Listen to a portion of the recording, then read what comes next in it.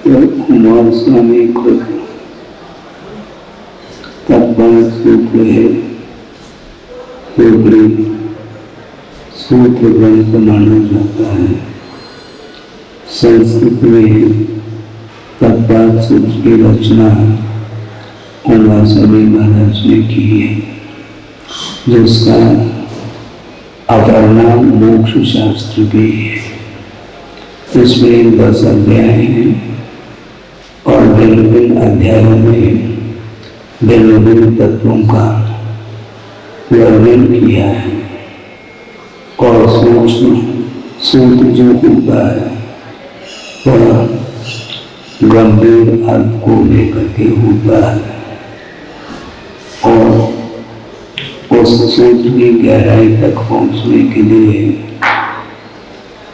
टीकाओं की भी आवश्यकता पड़ती है और तत्पर सूत्र के ऊपर आचार्यों ने टीकाएं लिखी है। आदि टीका पूज्यपाद स्वामी के द्वारा की गई है और जिसका नाम सर्वार्थ सिद्धि है और सर्वार्थ सिद्धि का ही आधार लेकर के अकलंक देव ने राजवार्तिक की रचना की है। उसके उपरांत आचार्य विद्यानंद स्वामी ने उसी राजवार्तिक को ही आधार बनाते हुए श्लोक वार्तिक की रचना की है। इससे स्पष्ट हो जाता है कि सूत्र कितना गहरा अर्थ रखता है। सूत्र की गहराई तक पहुंचने के लिए विशिष्ट क्षोभन की आवश्यकता होती है। तो यहाँ पर यह 6ठा अध्याय आप लोगों ने निवेदन किए हैं। प्रारंभ करने के लिए जिज्ञासाओं के माध्यम से समाधान तो होता है, किंतु एक ग्रंथ का आधार लेकर के जिज्ञासाएं उठती हैं और समाधान भी होता है। किंतु जिनका सुचारू रूप से अध्ययन करने की अपेक्षा से क्रमबद्ध जो विषय आता है वह सूत्रों का आधार लेकर के टीका के माध्यम से विषय स्पष्ट होता है। तो इस अध्याय में आश्रव तत्व का वर्णन किया जा रहा है। आश्रव का अर्थ क्या होता है इसको भी हम संक्षेप से समझ सकते हैं कि शुभाशुभ कर्मागम द्वार रूप आश्रव कहा। शुभ और अशुभ कर्मों के आने में जो द्वार होता है उसका नाम आश्रव कहा है। कर्मों का आने का नाम आश्रव है, किंतु आने का आशय क्या है इसको और स्पष्ट करना है कि जिस प्रकार सरोवर में बाहर से पानी आता है वह आने का जो स्रोत है उसी को आश्रव की संज्ञा दी है। यह व्युत्पत्ति परक अर्थ है, लाक्षणिक अर्थ कुछ इससे भिन्न रखता है। वह ये है कि कर्मों के आने का नाम आश्रव है, जिसका अर्थ होता है कर्म के रूप में परिणमन की क्षमता को दी हुई जो वर्णाएं होती हैं, जिसको कार्बन वर्णा बोलते हैं, उन वर्णाओं का कर्म के रूप में जो परिणमन होना है उसी का नाम आश्रव है। और वो वर्णाएं बाहर से नहीं आती। असंख्यात प्रदेशी जो आत्म तत्व अथवा जीव तत्व है उसके प्रत्येक प्रदेश पर अनंतानंत वो वर्णाएं विद्यमान हैं और मन वचन काय की चेष्टा के माध्यम से जब आत्म प्रदेशों में वाइब्रेशन अर्थात स्पंदन होता है, प्रकंपन होता है, जिसके निमित्त को लेकर के ही वह वर्णाएं कर्म के रूप में परिणत होती हैं और उनका आत्मा के साथ संबंध हो जाता है। इसमें व्यवधान होता है इसलिए एक बार आप सेट करिए ताकि हाँ, वैसे रिकॉर्डिंग तो हो ही रहा होगा, रिकॉर्डिंग हो अथवा न हो, आप सुन रहे हैं। हाँ, उपयोग सो रहे इसी को बोलते हैं। हाँ, तो मैं ये कह रहा था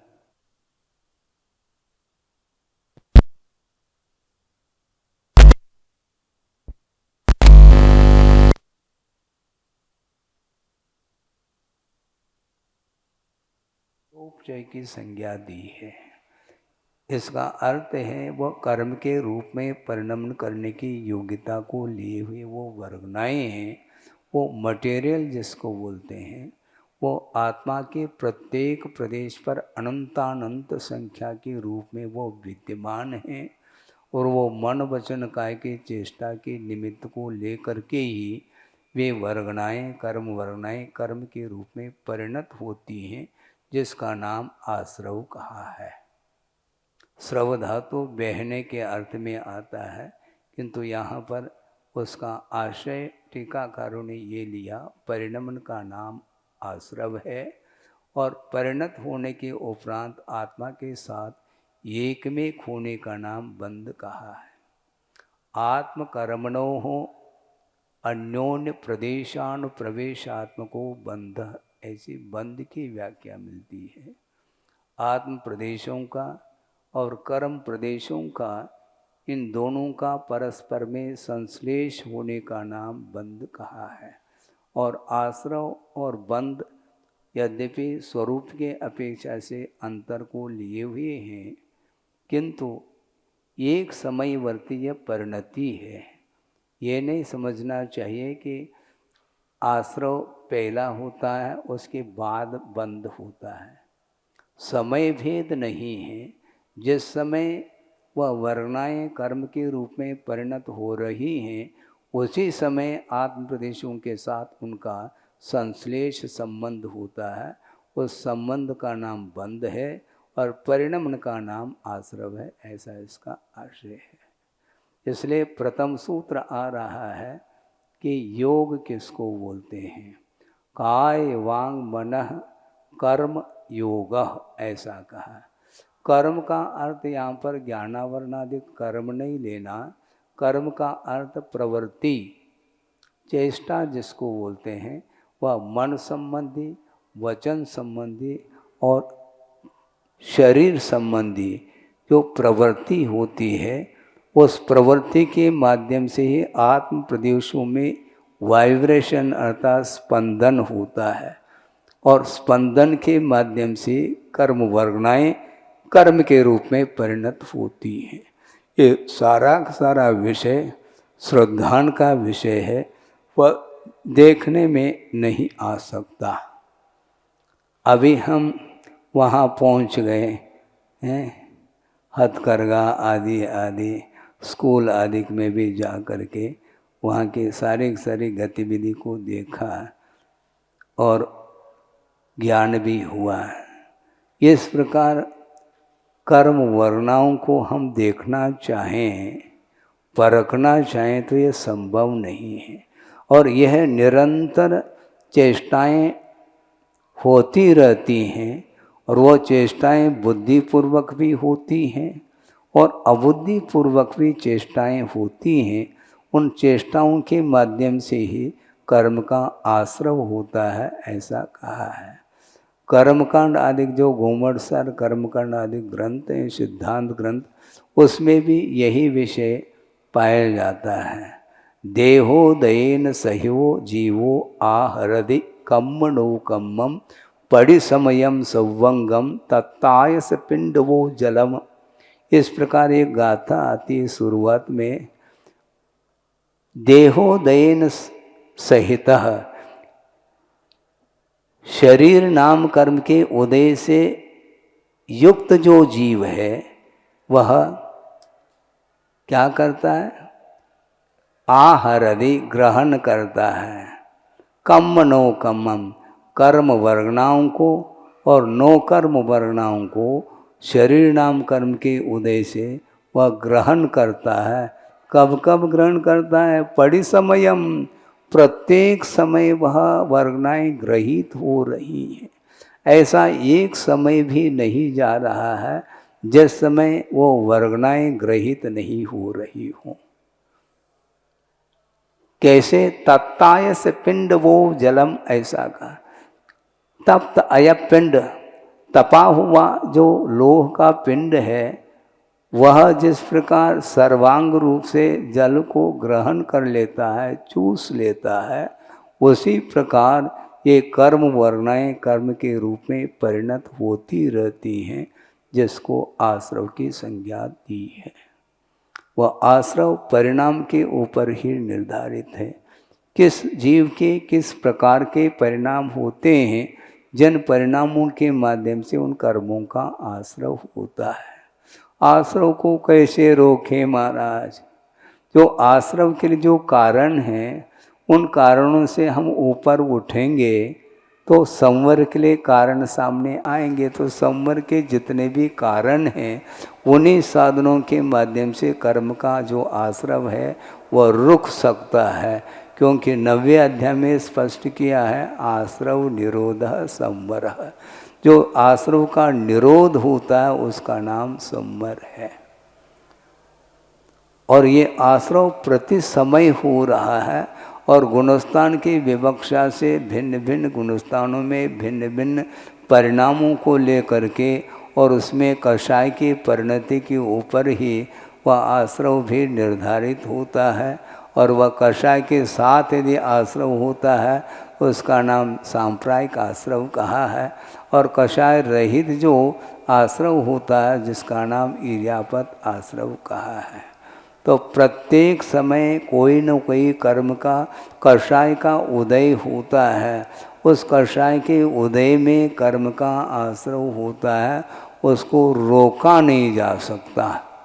फिर महाराज पुरुषार्थ के द्वारा रोक नहीं पाएगा क्या? रोकने का अर्थ इतना ही है, हम कषाय को करने रूप जो प्रवृत्ति है उसको हम कम कर सकते हैं। पूर्णतः कषाय का अभाव संभव नहीं, पूर्णतः कषाय का उपशमन होना भी संभव नहीं। वर्तमान में उपशम सम्यक तो हो सकता है, किंतु उपशम चारित्र नहीं हो सकता है। क्षायिक सम्यक तो आज वर्तमान में है नहीं, और क्षायिक चारित्र तो ओम शांति संभव नहीं, क्योंकि क्षायिक चारित्र श्रेणी में ही संभव है। इसलिए अपने को अपनी भूमिका के अनुरूप अपनी जो चेष्टाएं होती हैं उनको बारीकी से अध्ययन करना होगा।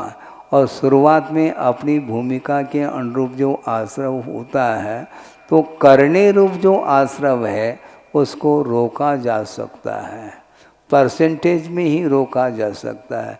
भिन्न भिन्न गुणस्थान होते हैं, भूमिकाएं होती हैं, उसके अनुरूप ही ये आश्रव होता रहता है। उसमें तीव्र भाव होगा, मंद भाव भी होगा, ज्ञात अज्ञात, ये सारा विषय इसी अध्याय में आगे आने वाला है।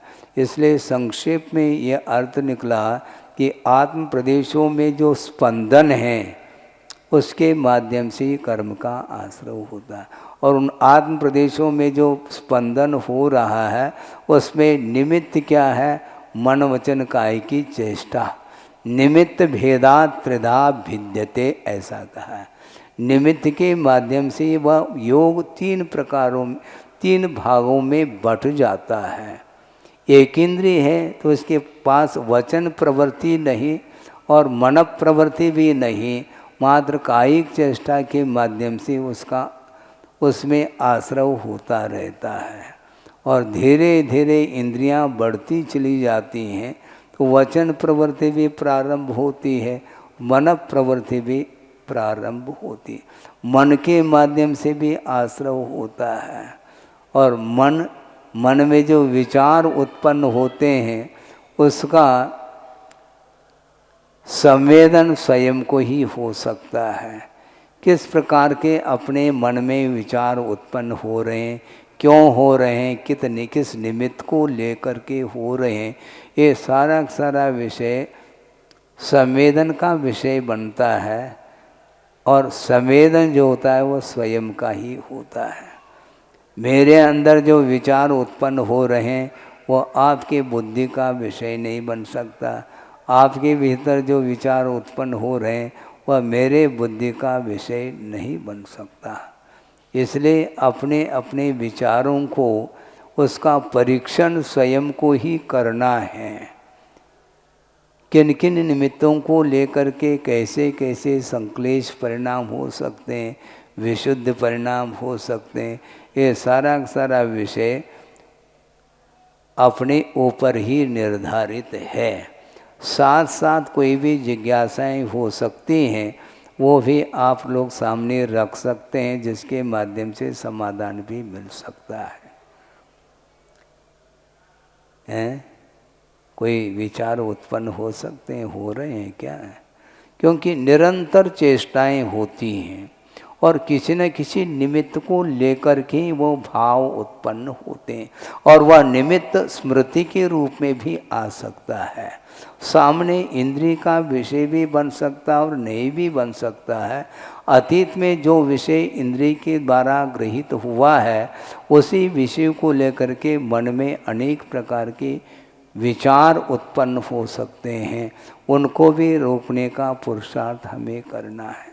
क्योंकि कर्म बंध अथवा आश्रव जिस समय होता है, उस समय हमारा उपयोग किस ओर रहता है कह नहीं सकते।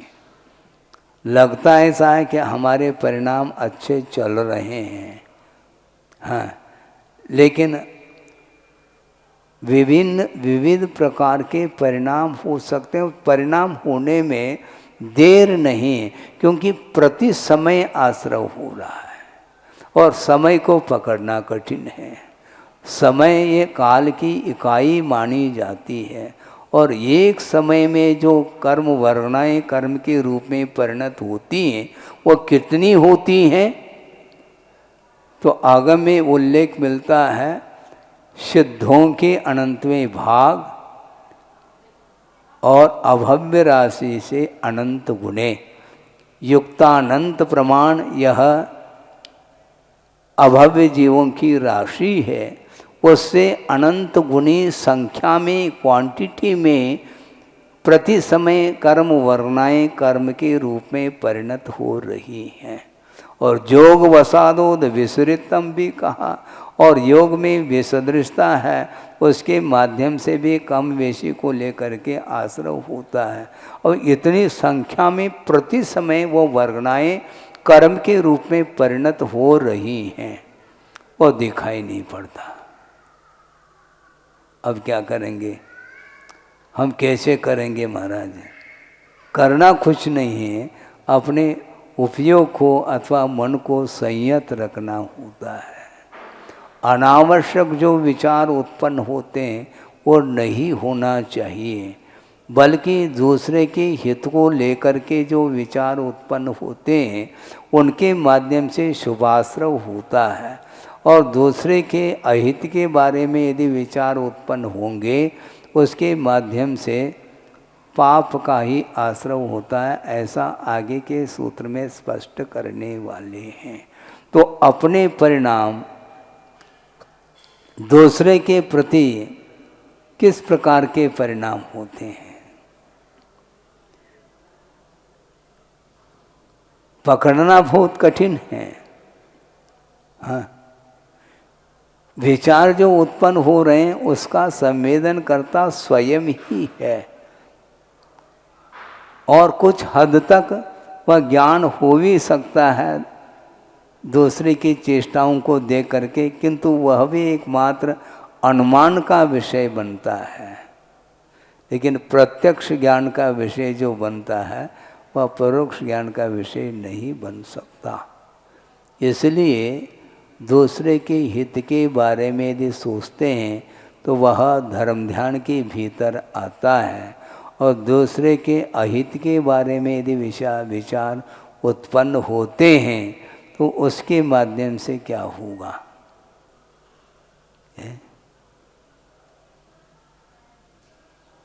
वह धर्म ध्यान के अंतर्गत नहीं आ सकता है। पर चिंता अधमा अधमा ऐसा कहा है। दूसरे के बारे में चिंता करने से ये अधम से अधम। कौन सी चिंता? अहित की चिंता। दूसरे के अहित की चिंता करने से उसके बराबर और कोई भी पाप नहीं हो सकता, ये कहा है। आप दूसरे का हित कर सको तो ठीक है, नहीं कर सकते तो कोई बात नहीं, किंतु अपनी चेष्टाओं के माध्यम से दूसरे का अहित नहीं होना चाहिए। इतना ध्यान तो अपने को हर हालत में रखना ही पड़ेगा। उसके बिना पापाश्रव से हम मुक्त नहीं हो सकते हैं। शुभाश्रव आपके लिए वरदान सिद्ध होता है, क्योंकि उसके माध्यम से दूसरे का भी और अपना भी हित निहित है। इसलिए आपके पास विचार करने की क्षमता है, ज्ञान है, मन भी है, और उस मन का हम यदि सदुपयोग करते हैं उसके माध्यम से ही दूसरे का हित किया जा सकता है, और कोई भी उपाय इसमें है ही नहीं। और केवल सोचने की बात है। हम वस्तुतः कायिक वाचनिक चेष्टा के माध्यम से अभी कुछ भी नहीं कर रहे हैं, केवल मन के माध्यम से ही सोचा जा रहा है। तो दूसरे के हित के बारे में सोचने में क्या बाधा आती है? बाधा नहीं आती, लेकिन नहीं आते हुए भी वह कर्म का ऐसा योग जुड़ जाता है। ईर्ष्या के कारण अनेक प्रकार के परिणाम और भी हो सकते हैं। प्रदोष है, निर्णव है, मात्सर्य है, अंतराय है, आसाधना है, ये सारे ज्ञानावरणी अथवा दर्शनावरणी के कर्म के आश्रव के लिए कारण माना है।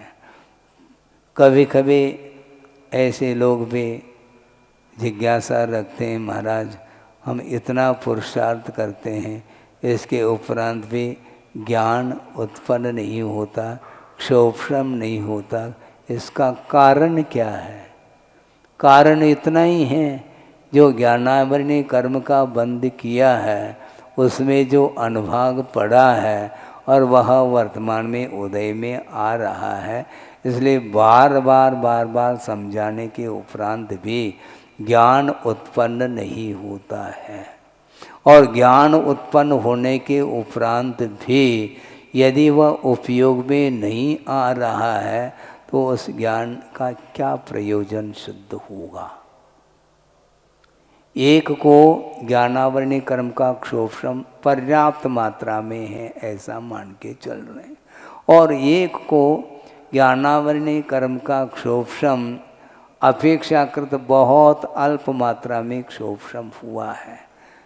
अब हम ये पूछना चाहते हैं, ज्ञानावरणी कर्म का अल्प क्षोभ्रम जिसके पास है, किंतु वह उस क्षोभ्रम का सदुपयोग करने में लगा हुआ है, तो पर्याप्त है उसके लिए वह ज्ञान। और पर्याप्त मात्रा में ज्ञान क्षोभ्रम के रूप में विद्यमान होते हुए भी वह सारा ज्ञान यदि अपने आत्मिक विकास में यदि उसका उपयोग नहीं हो रहा है तो वह ज्ञान होना और नहीं होना समान सिद्ध होता है। इसलिए श्रद्धान अलग वस्तु और ज्ञान अलग वस्तु। ज्ञानावरणी कर्म का क्षोभ्रम होने के उपरांत भी श्रद्धान हो ये अनिवार्य नहीं है, और श्रद्धान हो गया, श्रद्धान के अनुरूप पर्याप्त मात्रा में ज्ञान नहीं भी है तो भी उसका वह सदुपयोग करता हुआ चला जाता है। ये स्वयं का ही इसमें एकमात्र पुरुषार्थ है। तो निमित्त काम करता क्या नहीं करता महाराज? निमित्त तो निमित्त के रूप में ही काम करेगा। निमित्त कभी भी उपादान के रूप में काम नहीं कर सकता।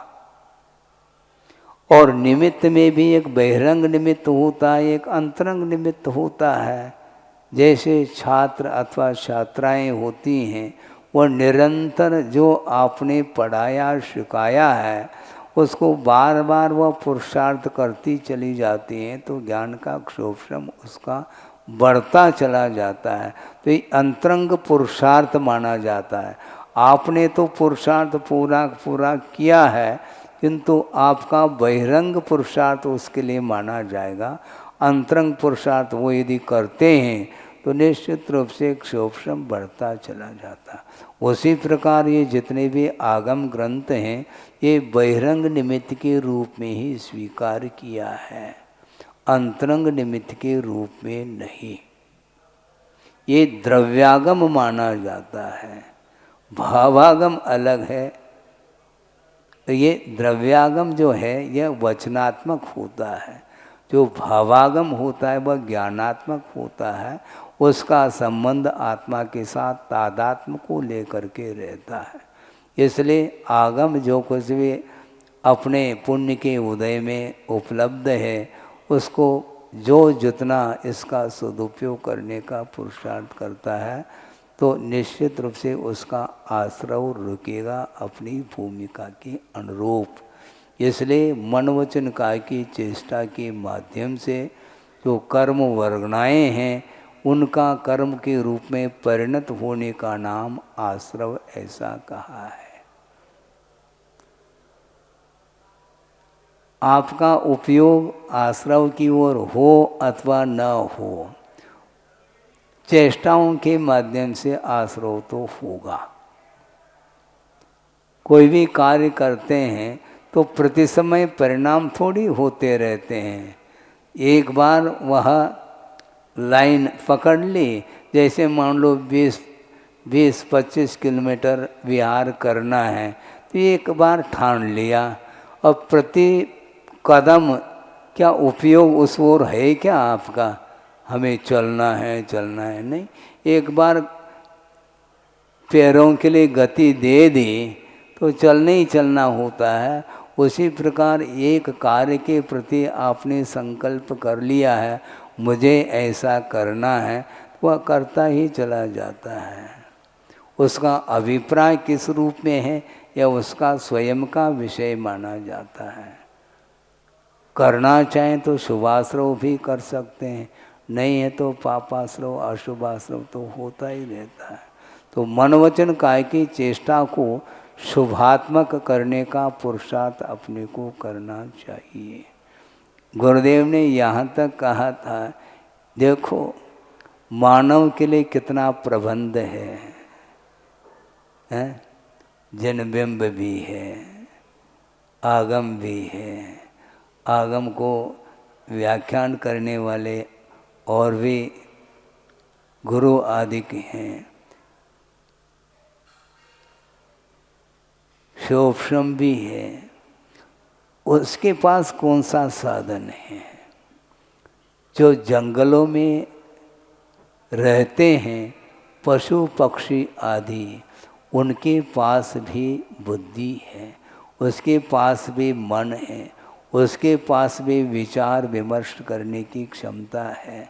और थोड़ा सा यदि मान लो पुण्य कर्म के योग से उपदेश आदि सुनने को मिल जाता है अथवा जाति स्मरण आदि हो जाता है कुछ क्षण के लिए, उसके माध्यम से वह उसका विकास प्रारंभ होता है।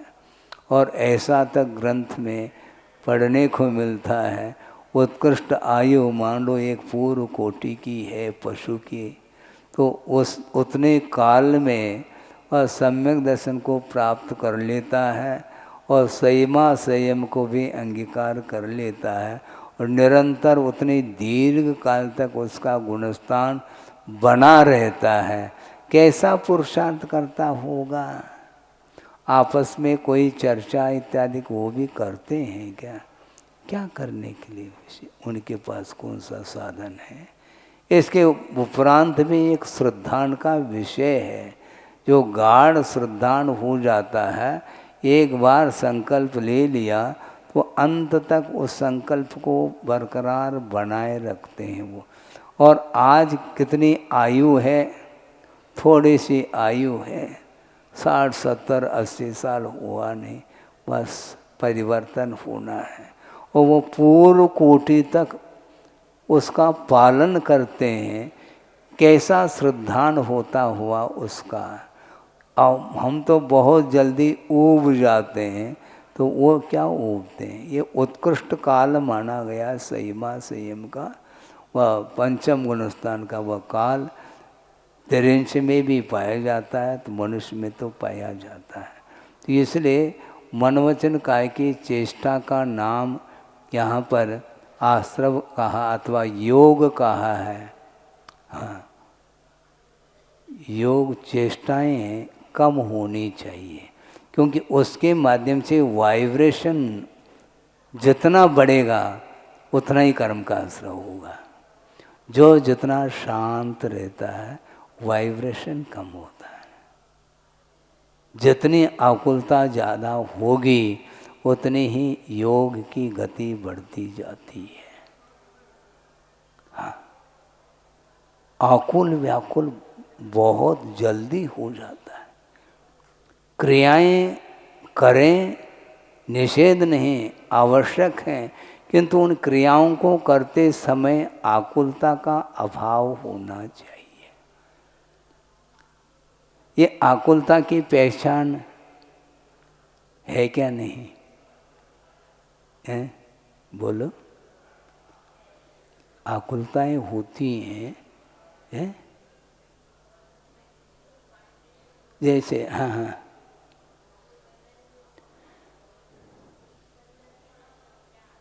हाँ,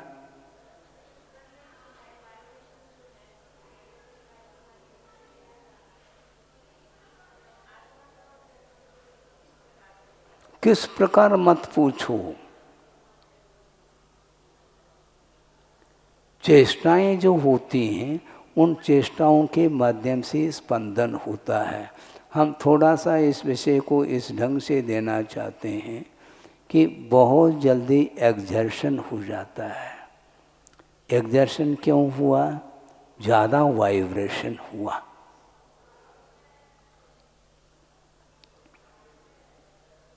मशीन बहुत जल्दी तप जाती है। क्यों? स्पीड बढ़ा दी उसकी। हाँ? स्पीड। क्रिया करें, किंतु क्रियाओं के लिए थोड़ा समय भी देना चाहिए। पापिष्टि नुदरात्मना जड़ दिया माया विनालु, एकदम स्पीड से बोलते चले गए हैं। क्या आवश्यकता क्या है? शांति के साथ बोल सकते हैं ना। जल्दी, जल्दी का अर्थ ही स्पीड है। बहुत ही स्लो नहीं होना चाहिए, मीडियम होना चाहिए। न द्रुत विलंबित एक छंद होता है, द्रुत भी है और विलंबित भी है। उतार चढ़ाव की अपेक्षा से वो छंद है। तो चेष्टाएं जो होती हैं वो स्पीडली नहीं होना चाहिए, और आकुलता के साथ नहीं होना चाहिए। आकुलता के साथ जो क्रियाएं होती हैं उससे स्पष्ट ध्वनि निकलती है कि जल्दी है, क्योंकि दूसरा भी और सब्जेक्ट आने वाला है, उसके कारण ये होता है इस ढंग से। गाड़ी को गति दी जाती है, अपने हिसाब से गति दे दो। और यदि देंगे तो निश्चित रूप से फिर वह गाड़ी आपे में नहीं रह सकेगी।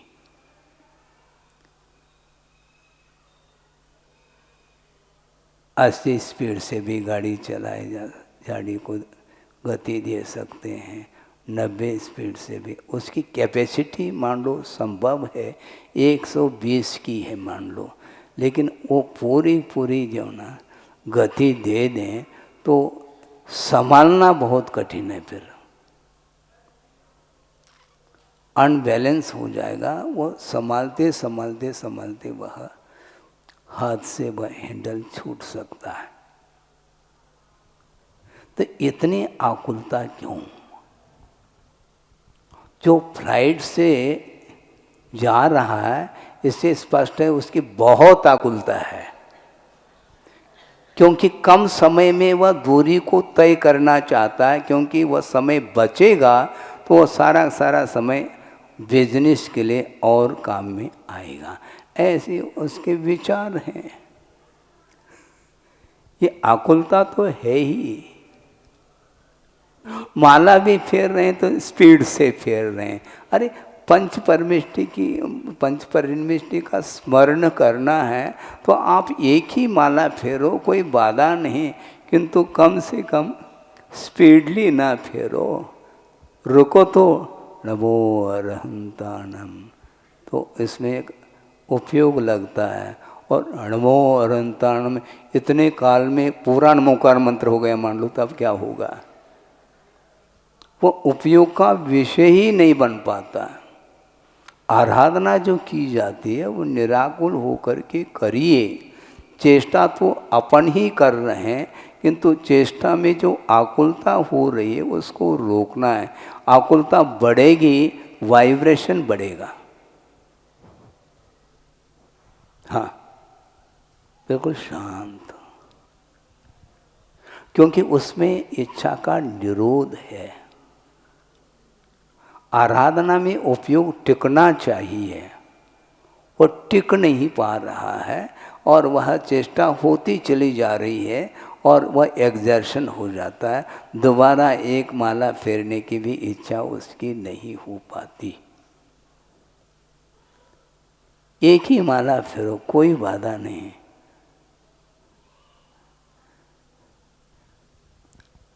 बोलो क्या बोलना। अच्छा श्री जी। हाँ हाँ हाँ, बोलो बोलो। अच्छा श्री जी, कोई भी कार्य मतलब करना है तो उसकी एक समयावधि होती है। ठीक है ना। उस समयावधि में पूर्ण कार्य नहीं होता। तो क्यों नहीं होता? या तो समयावधि बढ़ा देनी चाहिए। समयावधि में अवधि आपने निर्धारित की है, उतनी अवधि तक ही अपने को करना है। वो जब नहीं हो पाता तो आकुलता होती तो है। नहीं, क्यों नहीं हो पाता है? आपके लिए नहीं कह रहा हूँ, छात्र के लिए तो मैं कह सकता हूँ। जब 1 साल दिया गया है कालावधि, एक कक्षा से दूसरे कक्षा में प्रवेश पाने के लिए, तो 1 साल क्यों दिया गया? तो 1 साल दिया गया, इसके उपरांत भी वह 10 महीने तक वह उसने किताब वो उठाया नहीं है, और 2 महीने जब सामने एग्ज़ाम आ जाता है फिर 18 घंटे ये स्पीडली, ये आकुलता है। और इसके बाद भी वह फेल हो सकता है। कोई एकाध शार्प माइंड हो तो वो बात अलग है, अनुपात से बहुत कम होते हैं ऐसे छात्र। तो ये कालावधि दी है तो समय का उपयोग होना चाहिए, क्योंकि स्पीडली होने से ज्ञान जल्दी होता है ऐसा नहीं। हाँ, परफेक्ट जो ज्ञान होता है थोड़ा उसमें समय देना पड़ता है चिंतन करने के लिए। हमारा उपयोग टिकता ही नहीं एक में और तुरंत दूसरे में चला जाता है। व्यंजनावग्र हो करके रह जाता है, अर्थावग्र हो ही नहीं पाता। फिर यहाँ अवय धारणा कैसी होगी हमें बता दो। हाँ,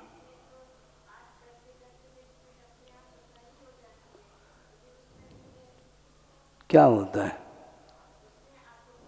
तो आपने आकुलता अपना ली है कि आकुलता जो होती है और कि वह भूख जिसके अंदर पलती रहती है, इसलिए वह आकुलता। हम ये पूछना चाहते हैं, सुनिए, आरोग्य की दृष्टि से जो भोजन किया जा रहा है वह स्पीडली करते हैं क्या? पूर्णायु को पूछ लो है? 1 ग्रास लिया नहीं और उसका चर्वण हुआ क्या नहीं हुआ, दूसरा ग्रास, तीसरा ग्रास स्पीडली, क्योंकि और भी कार्य करना है। अब क्या करोगे? कालावधि निर्धारित करना चाहिए, क्योंकि स्पीडली करने से वह उपयोग उसमें टिक नहीं पाता, और नहीं टिक पाता है तो फिर वह केवल रीडिंग हो जाता है। हाँ, आपने उच्चारण करके उस सेंटेंस को पूर्ण कर दिया स्पीडली, अर्थ की ओर दृष्टि जा नहीं पाती क्योंकि समय कम है, तो अर्थ कब लिखोगे? ये ठीक है, पढ़ाते पढ़ाते पढ़ाते वह इतना उसमें निष्णांत हो जाता है, वह जो कालावधि निर्धारित की है उसके भीतर ही उसको पूर्ण कर सकता है। लेकिन प्रत्येक व्यक्ति की वह स्थिति नहीं बनती है। अंतर्मोह तक टिकना चाहिए, उपयोग को टिकाना चाहिए, तब कहीं जाकर के ध्यान होता है। ज्ञान जो परिस्पंदित होता है, इसलिए वह ध्यान का रूप नहीं ले सकता, ऐसा कहा है। ज्ञान जो है, ज्ञान ही ध्यान के रूप में परिणत हो जाता है जब वह ज्ञान अपरिस्पंद अग्निशिखा के समान रह जाए, तो ध्यान का रूप लेता है। इसमें आकुलता नहीं, आशा नहीं, आशा को रोका जाता है, क्योंकि आशा के कारण ही आश्रव में गति आती है। हाँ, उद्देश्य जो ले रखा है उसको पूर्ण करना है, इसमें कोई दो मत नहीं है। किंतु सब्जेक्ट बदल गया, उनका जो सब्जेक्ट है, जो आपका विषय है, उसको पूर्ण करिए। अब अपने मन को इस मोक्ष मार्ग की दृष्टि से कुछ सोचना विचारना होता है, उस समय बहुत शांति के साथ ही किया जाता है। हड़बड़ी में कुछ का कुछ हो जाता है। ये हड़बड़ी का आकुलता है, सीधी सीधी बात है। निराकुल होना चाहिए। नमस्ते भी करे, नमस्ते निकल गए। हाँ, नमः अस्तु, ये अर्थ है। अर्थ तक दृष्टि तक नहीं जा पाती और भावात्मक होता है। सारी धार्मिक क्रियाएं भावात्मक हुआ करती है। मैं निरंतर देख रहा हूँ कि गृहस्थों की क्या स्थिति बन रही है। पहले गवासन से बैठ करके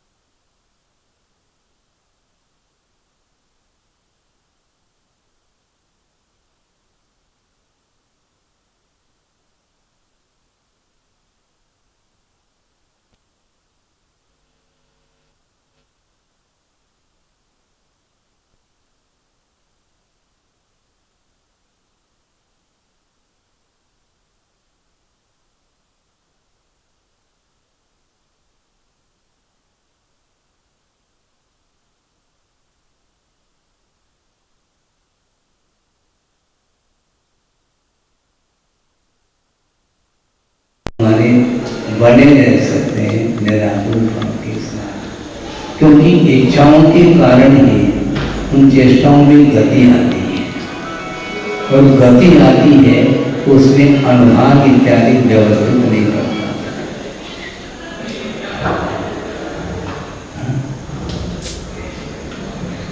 ये आशा को रोकने की बात है। कल समय मिल जाए तो हम आपके सामने रख सकते हैं। ये आशाएं कितनी